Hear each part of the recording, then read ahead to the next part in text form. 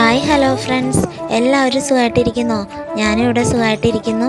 അപ്പോൾ ഇവിടെ ഉച്ച കഴിഞ്ഞാൽ മഴയാടോ. നിങ്ങളുടെ നാട്ടിലൊക്കെ എങ്ങനെ? കമൻറ്റ് ചെയ്യൂ കേട്ടോ. അപ്പോൾ നമുക്ക് ഇന്ന് 4 മണി പലഹാരം അവൽ നനച്ചതാണ്. ഞാൻ സിമ്പിളായിട്ട് അവൽ നനയ്ക്കും കേട്ടോ. എല്ലാവർക്കും അറിയാവുന്ന കാര്യമാണ്.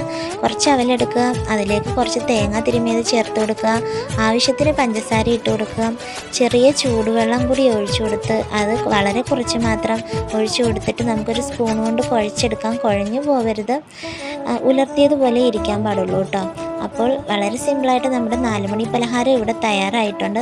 അപ്പോൾ നിങ്ങൾക്ക് എന്തായിരുന്നു 4 മണി പലഹാരം? കമൻറ്റ് ചെയ്യണേ. ഇങ്ങനെ ഉണ്ടാക്കി കഴിക്കുന്നവരുണ്ടെങ്കിൽ അതും കമൻറ്റ് ചെയ്യണം കേട്ടോ.